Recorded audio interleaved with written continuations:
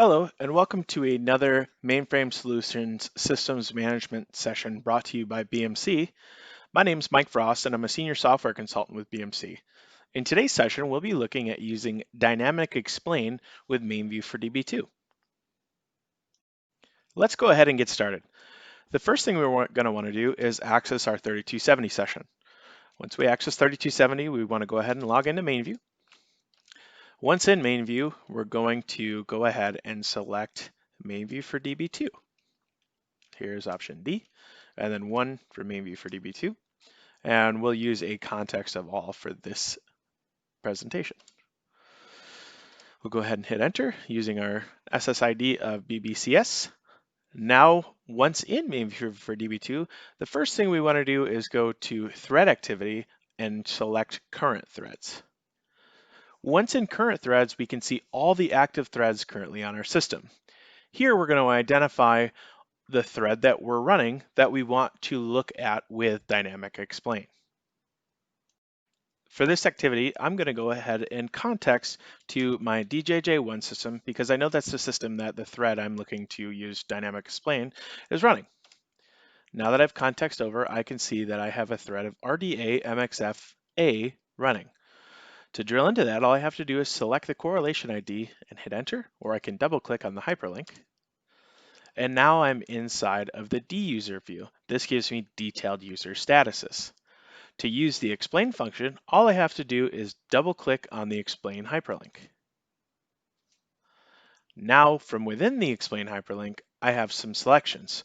I can now use dynamic explain to do a couple different options. In this scenario, I'm going to use the action of what if. Here we can see it's the W right here.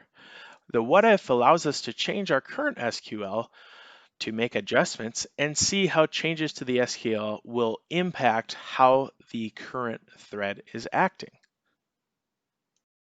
For this test, I'll use the W. So I go down next to the label of XD01 and I type in W. And now we can see the SQL for the thread that's running. For this example, I'm going to go ahead and remove the AND from the SQL.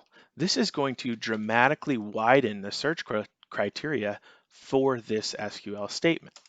All I do is delete the and then P of 3 to return to the explain.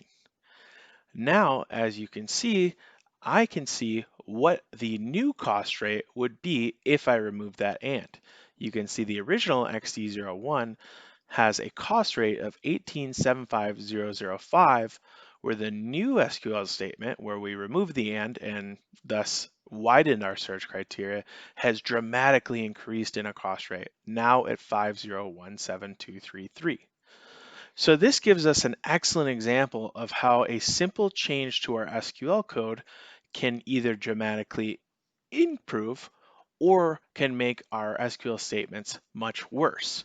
This can be effective if you have threads that are running at a very cost ineffective rate, or if you want to simply improve your SQL statements. We also have additional options available to us. For example, we can show or hide our current SQL related information. To do so, we can hit S. As you can see, we can see the SQL that's available in the current thread. Also, we can see the SQL that would be used in our what if scenario. We also have the ability to show the rules that are currently in place. And we can also show and hide the predicates simply by using the option P.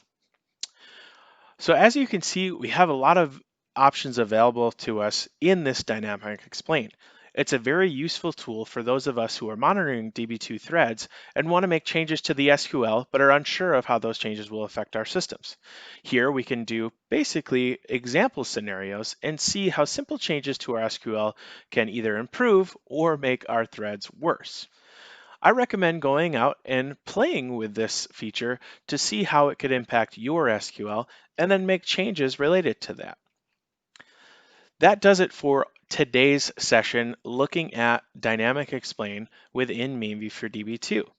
I welcome you to like and subscribe to our MainView YouTube channels where you can find additional information related to all things MainView. Thank you again for joining. I hope you have an excellent day.